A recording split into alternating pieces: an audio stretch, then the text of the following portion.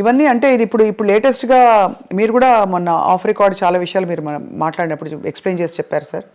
అదే ఈ Johnny master issue తెరపైకి వచ్చినప్పుడు కూడా ఈ కమిటీలు వేయడం, వీటిని పరిష్కరించే దిశగా కమిటీల్లో ఉండేవాళ్ళు ఎవరు కూడా దిగొచ్చిన ఎవరు అంటే ఇట్స్ నాట్ సో ఈజీ కదా సార్. ఇవి హ్యూమన్ రిలేషన్షిప్స్ చాలా కాంప్లెక్స్గా ఉంటాయి. మీరు అన్నట్టు ఒక టైంలో ఇష్టం ఉండొచ్చు, ఒక టైంలో కాంప్రమైజ్ అవ్వచ్చు, ఒక టైంలో అది చెడుగా కనిపించవచ్చు, రకరకాలు ఉంటాయి, తప్పించుకోలేని పరిస్థితులు ఉండొచ్చు. ఏమిటవుతుంది sir? What you think is? అంటే ఇప్పుడు మీకు గతంలో మొదటి నుంచి కూడా చరిత్ర అనుకోండి, ఇతిహాసాలు తీసుకోండి, పురాణాలు తీసుకోండి, ఆయన వాల్మీకి గారు దొంగ, ఆయన తర్వాత మంచివాడు అయిపోయాడు. సో ఇట్లా మనుషుల్లో మార్పులు చాలా వస్తూ ఉంటాయి. మారిన ఇప్పుడు నేను మారిపోయాను, గతంలో తప్పు చేశాను నేను, ఇప్పుడు నేను మారిపోయి ఉంటే నువ్వు తప్పు చేసావు అంటే దానికి అర్థం లేదు కదా. సో నువ్వు గతంలో నువ్వు అంత దుర్మార్గుడు కాబట్టి ఇప్పుడు ఏం చెప్తావంటే ఇప్పుడు నేను మారిపోయాను, నేను సన్యాసిని అయిపోయా. బుద్ధుడు అంతకు ముందు రాజు, అశోకుడు అంతకు ముందు రాజు, వీళ్ళిద్దరూ బౌద్ధ మతానికి వచ్చినాక వాళ్ళు ఏమి చేయలే. బుద్ధుడు దేవుడు కాదంటావా? అంతే కదా సార్. సో మరి ఏ కాంటెక్స్లో చెప్తున్నారు అది? అంటే తప్పులు జరుగుతున్నాయి కానీ ఎట్లా ఉంటుందంటే నేను విక్టిమ్ అనుకోమ్మా, విక్టిమ్ కానీ లేకపోతే నా మీద ఎలిగేషన్ వచ్చింది అనుకోమ్మా, సో నాకు కడుపు రగిలిపోతూ ఉంటుంది. అంటే ఇది ఎట్లా ఉంటుందంటే దీంట్లో ఇప్పుడు వస్తున్న ఇష్యూస్ అన్నీ ఏంటంటే ఇప్పుడు ఇద్దరు మ్యూచువల్గా ఒకళ్ళకొకళ్ళు ఇష్టపడతారు. అప్పుడు కూడా కదా సార్, ఎప్పుడైనా కానీ ఇష్టపడతామో లేకపోతే సరెండర్ అవటమో ఏదైనా అనుకోండి. సరెండర్ అయినా కానీ తర్వాత కలిసి ఉన్నారుగా. అవును, నాతో సరెండర్ అయిపోయినాక ఇద్దరు కొంతకాలం కలిసి ఉన్నాం. ఇప్పుడు సరెండర్ అయిన వాళ్ళు నా మీద కేసు పెడతాం మొదలెడతారు అనుకోండి. అయితే సరెండర్ అయ్యి కొంతకాలం అయిపోయినాక నేనంటే వాళ్ళకన్నా మొఖం మొత్తి ఉండొచ్చు, నాకు వాళ్ళ మీదన్నా మొఖం మొత్తి ఉండొచ్చు. అది ఎవరికైనా ఎప్పుడైనా జరగచ్చు. నాకు బయటికి వెళ్తా అంటే వదిలిపెట్ట బుద్ధి ఇదిగా ఒకరికొకరు మ్యూచువల్గా వదిలిపెట్టపోయినప్పుడు ఈ కేసులు గట్టలు కథలు వస్తాయి. అప్పుడు నువ్వు ఎట్లా మొన్నటిదాకా బాగానే ఉన్నావు కదా, ఇప్పుడు నేను అవసరం తీరిందని వచ్చావా అని ఒకళ్ళు ఈ రకంగా ఉంటాయి. న్యాచురల్, ఇది హ్యూమన్ సైకాలజీ, ఇది దాన్ని పట్టుకుని మనం మాట్లాడతాం కదా. ఇక్కడ ఏంటంటే నో మీన్స్ నో మీద మాట్లాడాలి మనం. ఇప్పుడున్న కొత్త సిస్టమ్, ఒకప్పుడు అది వేరు. ఇప్పుడు శీలం అనేది ఒకప్పుడు పవిత్రమైనదిగా మాట్లాడుకునేవాళ్ళం. ఇప్పుడు ఎంతమందికి శీలం సరిగ్గా ఉంది అంటే చాలా డౌట్లు ఉన్నాయి. అంటే శీలాన్ని శీలంగా చూస్తున్నామా లేదా అనేది పాయింట్. అంటే ఇదివరకు ఇట్ వాజ్ అ బిగ్ టాబు, అంటే ఇప్పుడు కాదు, అది ఇప్పుడు మోర్ నార్మలైజ్ అయిపోయింది. సో ఇప్పుడు దానికి ఏమవుతుంది ఆటోమేటిక్గా నీకు ఇష్టం లేనప్పుడు అవుతుంది. రోజు మనకి రిలేషన్షిప్లో ఉంటున్నాం, మనం రిలేషన్షిప్లో ఉన్నామని మనం ఫేస్బుక్లో పెట్టుకుంటున్నాం, ఇన్స్టాగ్రామ్లో పెట్టుకుంటున్నాం, అన్ని చోట్ల పెట్టేసుకుంటున్నాం.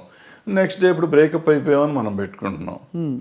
సో మనమే అనౌన్స్ చేసుకుంటాం వాట్ ఈస్ హ్యాపెనింగ్. అవును, ఆ తర్వాత మనకే కోపం వస్తే వాళ్ళ మీద కేసు పెడుతున్నాం. ఇది ఇప్పుడు దానికి ఎవరు బాధ్యులు అంటే కలిసి ఉన్నారు కదా. ఇప్పుడు ఏం పోయే కాలం ఏం తీపరం వచ్చింది మీకు అంటారు మా అమ్మమ్మ భాషలో మాట్లాడాలంటే.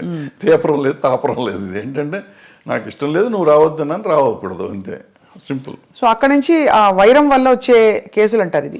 కానీ జెన్యున్గా ఆడపిల్లలకి రక్షణ లేదని హేమా కమిటీ రిపోర్ట్ని కూడా మీరు ఆమోదించపోరు.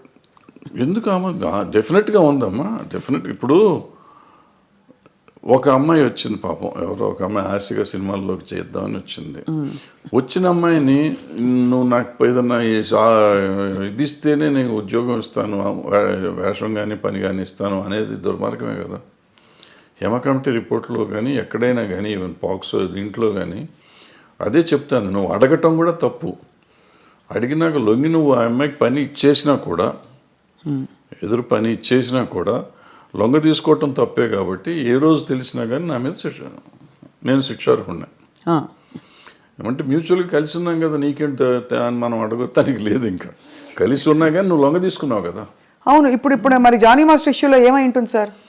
అది దాన్ని నేను మాట్లాడకూడదు. మీరు మాట్లాడకూడదు కాబట్టి ఓకే ఫైన్, అడగం సార్. మేము కూడా కమిటీని కోర్టుని కంప్లీట్గా గౌరవిస్తూ వాటి అంటే దీనికి బేస్ లైన్ ఒక నార్మ్ ఎలా తీసుకోవాలనే ఒక క్వశ్చన్. ఎందుకంటే టిపికలీ రెమ్యూనరేషన్స్తో పాటు ఇట్స్ అన్ ఎక్స్పెక్టెడ్ ఫేవర్ అని వినికిడిలో ఉంది. చాలామంది హీరోయిన్లు, చాలామంది క్యారెక్టర్ ఆర్టిస్టులు, దీంట్లో జయలలిత గారు చెప్పారు సార్ ఫర్ ఎగ్జాంపుల్. ఇక్కడ నాకు ఆ కేసు మీరు అడుగుతున్న particular case it is work place harassment. Work place హరాస్మెంట్లో అంటే మీరు పనిచేస్తున్నారు, మీరు సాక్షి టీవీలో పనిచేస్తున్నారు, లేకపోతే ఐ డ్రీమ్లో పనిచేస్తున్నారు. మీకు నాకు ఏదో వైరం ఉందో, లేకపోతే మన ఇద్దరికి సమ్ స్కోర్ సెటిల్ చేసుకోవాలి. నేను సడన్గా మీరు వెళ్ళి యాంకరింగ్ చేస్తా ఉంటే ఇట్లా జరుగుతుంటే మధ్యలో వచ్చేసి ఆపేసే స్వప్న బయటికి డామ్ డూమ్ అంటే that is work place harassment. ఏమీ చెయ్యిపోయినా అతను మనిషి మీకు చాలా ఇష్టమై ఉండొచ్చు, మీతో వాళ్ళకి ఉండి ఉండొచ్చు, ఏదైనా అయి ఉండొచ్చు, but as no business to can get into the premises. First point, that is work place harassment. So అటువంటి టైప్ ఆఫ్ కేసెస్ దాంట్లోకి వస్తాయి. మిగిలిన ఇవన్నీ మనకు సంబంధం లేని కేసులు. కానీ ఇది ఇక్కడ సెక్షువల్ ఎక్స్‌ప్లాయిటేషన్ జరిగింది. Also sexual exploitation. ఏం right to has got, you might be having right on you some ఏదైనా రకంగా, but you should have waited outside. లోపలికి వచ్చి అంత ఇది లేదు కదా. And it's not his premises, my premises. అదే లోపల రావడమే తప్పు కదా. సో ఇవన్నీ అంటే మరి వీటికి పరిష్కారాలు ఉంటాయంటారా? బికాజ్ మూవీ ఆర్టిస్ట్ అసోసియేషన్ ఏముంటుందా పరిష్కారం? ఏదో ఉంటాయి, చట్టాలు ఉంటాయి, చట్టాలు చెప్పినవి సగం చేస్తూ ఉంటాం. సగం చట్టాలు చెప్పినందువల్ల అవుతుందా? ఏది అవుతుందంటే మనం కూడా తప్పు చేసామా లేదా, ఇది తప్ప కాదా అనేది మనం ఆలోచించుకోవాలి. మనం కూడా కొంచెం పెద్ద మనసు చేసుకుని ఈ చూసి చూడనట్టు మనం వెళ్ళాలి.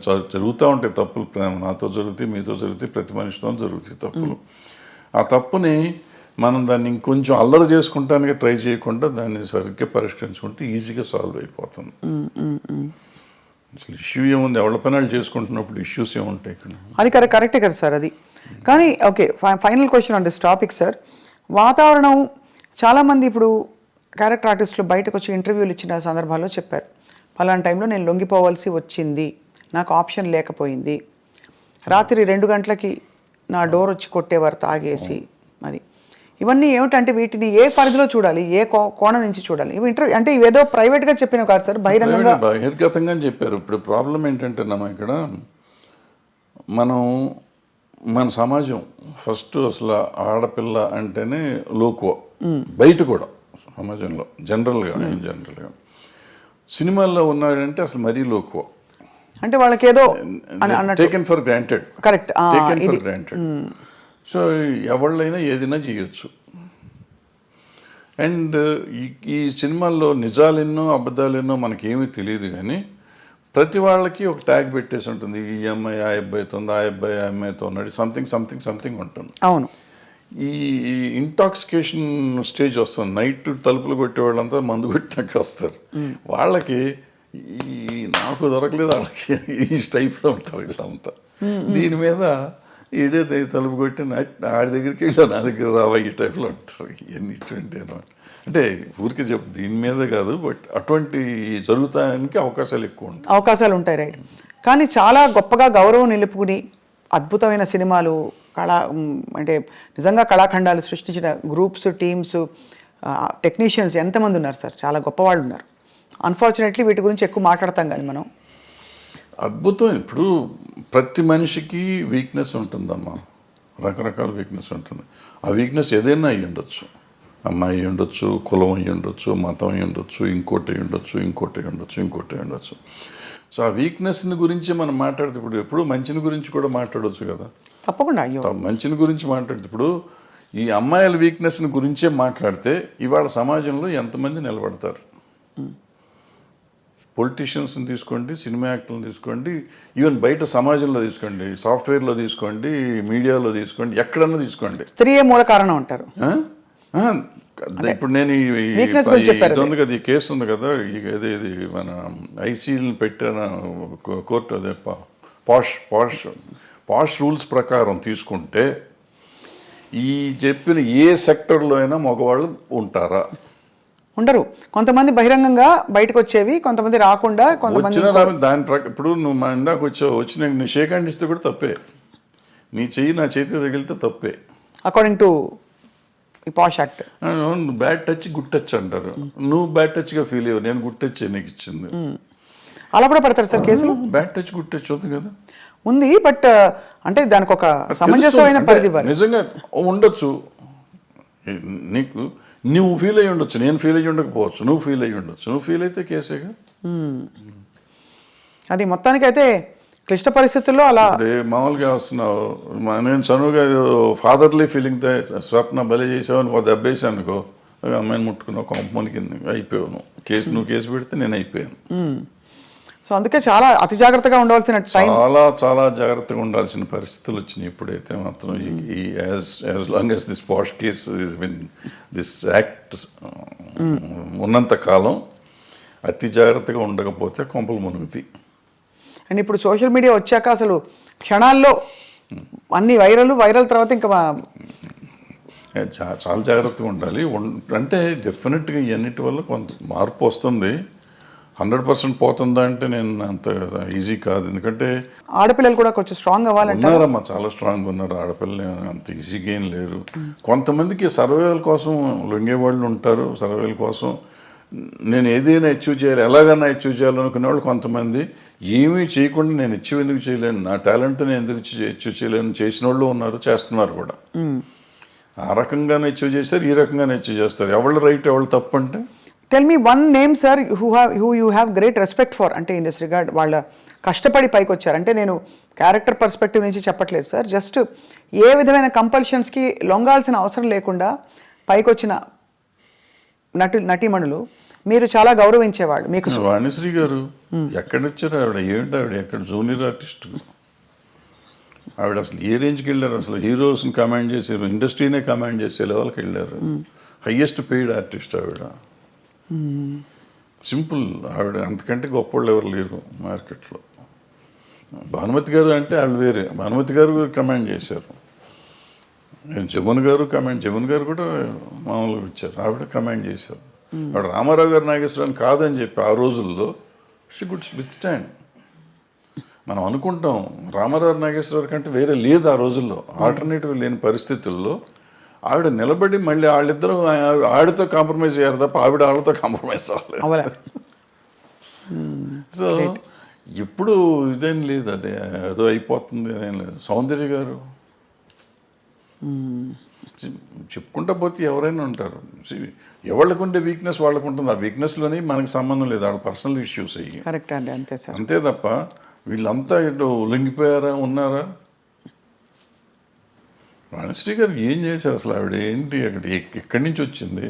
కానీ ఆ రోజుల్లో ఎవరు మనసు పడలేదా సార్ వాణిశ్రీ గారిని చూసి? చాలా పడితే పడ్డారు, ఆ గొడవ మనకు సంబంధం లేదు. బట్ ఆవిడ డిక్టేట్ చేసింది కదా. అవును, ఆవిడ వచ్చిన రోజు నుంచి ఆవిడ అట్లా ఎదుగుదల వచ్చింది కదా అవును సినిమా ఇండస్ట్రీలో. అంటే ఆవిడలో టాలెంట్ లేకపోయి ఉంటే ఆవిడ ఇంత గొప్పది అయ్యేది కాదుగా. కరెక్ట్, టాలెంట్ ఉంది కాబట్టే కదా మిగిలిన ఏంటనే పక్కన పెడుతుండే.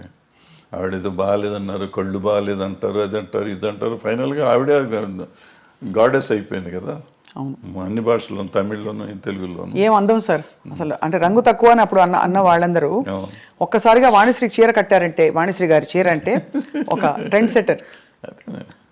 సో ఎక్కడ వాణిశ్రీ ఎక్కడికి వెళ్ళేది ఆవిడ, అందరు హీరోల కంటే ఎక్కువ హైయెస్ట్ రెమ్యునరేషన్ తీసుకుంది ఆవిడ. ఎంత సార్ ఆ రోజుల్లో, ఎలా ఉండేది? ఆ రోజుల్లో 2.5-3 లక్షలు తీసుకుంది నాకు తెలిసినప్పుడు. అప్పుడు వీళ్ళు ఎవరు 2 లక్షలు టచ్ చేయలేదు. ఇప్పుడు ఎవరు, ఏ హీరోలు?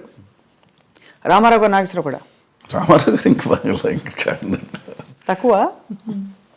శోభన్ బాబు తీసుకున్నాడు అప్పట్లో, 2 తీసుకున్నాడు, ఈవిడ 2.5 అట్లా తీసుకుంది రోజుల్లో. మరి కాలం మారిపోయిందా, డబ్బు విలువ పడిపోయిందా సార్? రామారావు గారు కంబ్యాక్ వచ్చినాక ఆయన హైయెస్ట్కి వెళ్ళిపోయారు. ఆ మధ్యలో బడిపంతులు చేసే రోజుల్లో ఆయన 1,00,000 దగ్గరే ఉన్నారు అన్నమాట.